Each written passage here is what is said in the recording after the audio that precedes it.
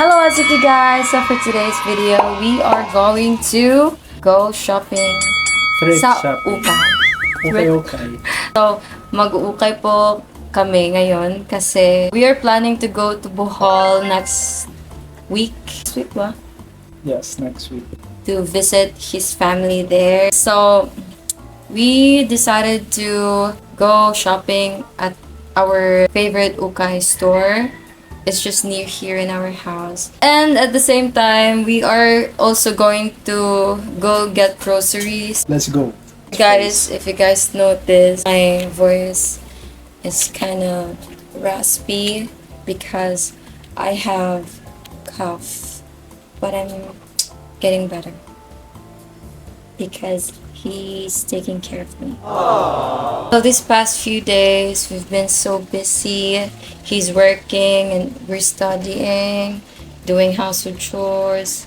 That's why we planned on going to Bohol next week. We deserved it, you know, a little vacation. But it's also budgeted kasi dapat mag-budget tayo. I mean kami. Kasi dapat kami mag-budget for our future.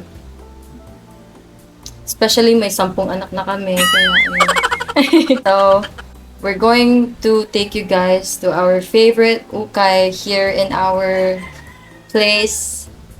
Sige, makagsmalo eh. Palagi lang siyang gumingit eh. Wala siyang sinasabi. Say hi. Hi. So, how was your week? It was great because I'm with you. Ito lang yung suot namin since it's only malapit sa bahay namin. And we don't want to, wear something that's not comfortable when we go ukay. Kasi para makapili kami ng maayos. One of the reasons why we love shopping at the ukay store, it's because, of course, number one, it's very cheap. And wala kang kaparehas, di ba? Wala kang kaparehas. And you can find H&M, Uniqlo. Yeah, mga original brands, no? Nung isang araw, nag-ukay kami. Tapos we found this bag. Oh my God, it's so cute. And we only bought it for like 180 pesos, no? It's an original Puma bag. I'm so happy. We bought some t-shirts for him. Then may mga bikini din sila. May mga shoes. But shoes nila parang super duper used na. Nag-uukay lang kami for our tops or lowers. Then, pag shoes or sandals, dun kami sa brand new. Para mas maka-safety pa. So, ayun. Kung nagtataka kayo na bakit na-change yung name ng YouTube niya. Ako din. Di na-shock na ako kasi yun na yung pangalan niya. Tapos sabi niya, gusto niya daw kasi nandito pa ako palagi sa mga vlogs niya. Kaya, ayun. Change niya na lang ng Kasendon. Kasi it's our YouTube channel na. Excited na kami pumuntang Bohol and then go to our favorite spot there, go to beaches there, and then fun with his family, no? Super excited na din nung mga kapatid niya na makita siya ulit. Kasi ang tagal na din nilang hindi nagkita. When nga yung last time na nagkita kayo? Last year pa ata yun. Ah, hindi. February. Tapos sila last nagkita. So makikita sila ulit next week. Soon. Puhon. And we're also going to go get, what do you call this? Pasalubong for his family, for Mama Soy, and for his brothers. So, yeah. By the way, it's Sunday today, so for sure, the store is very mingaw. I'm not sure kasi wala kasing work and school ngayon, so baka marami ding nag-thrift shop. Hindi siya makapagsalita kasi nagtatagalog.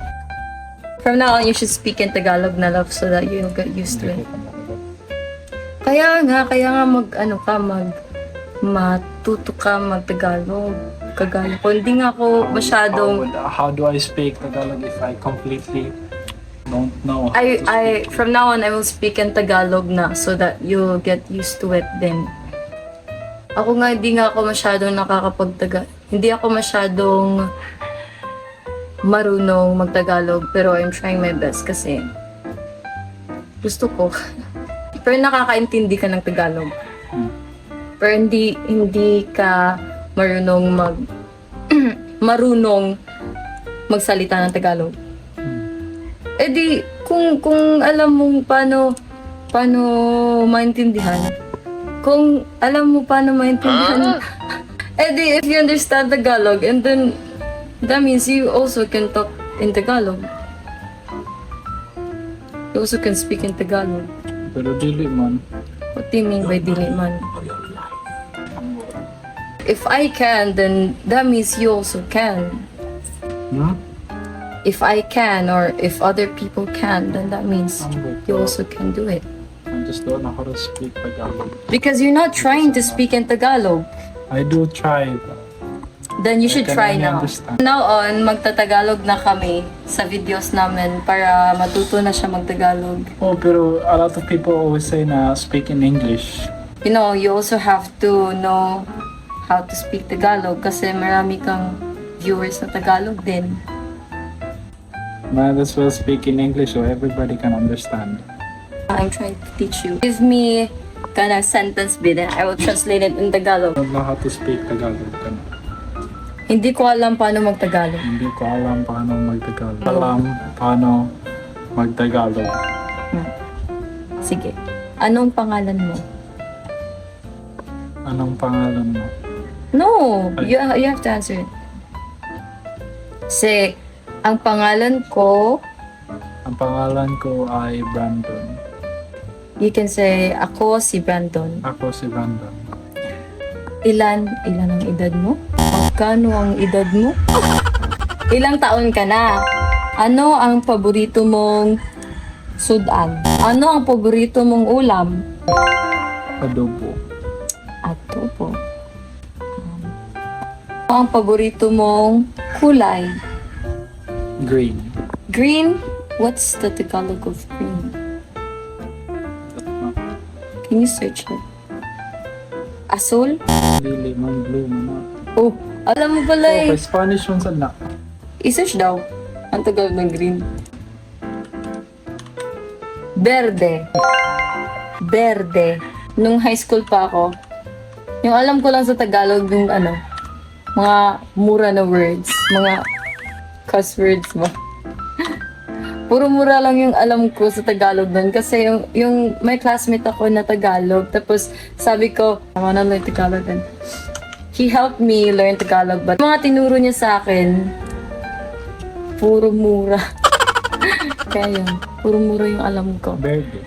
Green. Verde, green. Anong Tagalog ng yellow? Dilaw. Hindi ba kayo natatagalog sa school niyo? Dili. Bakit? Bisaya. Diba ang major subject man sa kay Filipino?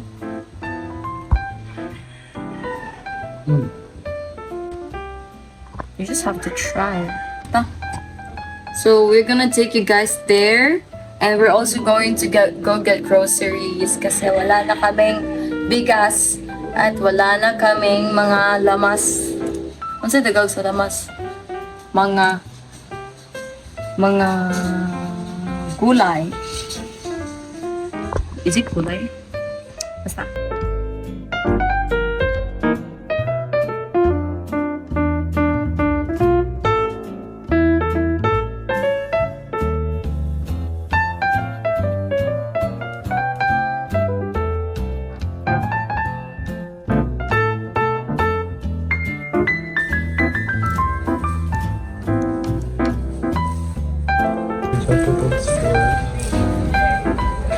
For cold places.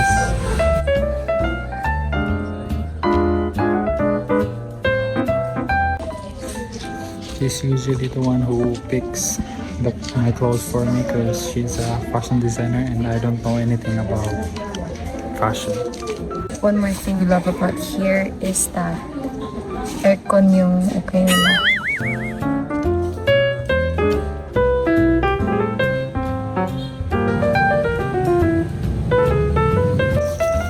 That's it guys. Gutom na kayo.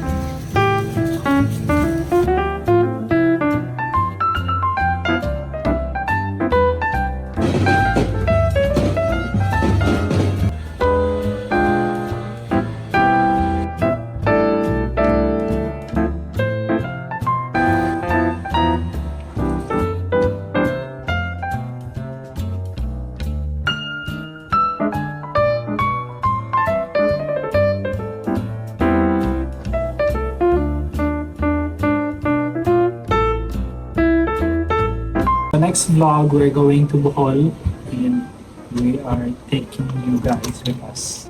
So that's it for today's vlog. So we'll see you guys in Bohol next vlog. See you! Stay tuned. Thank you for watching!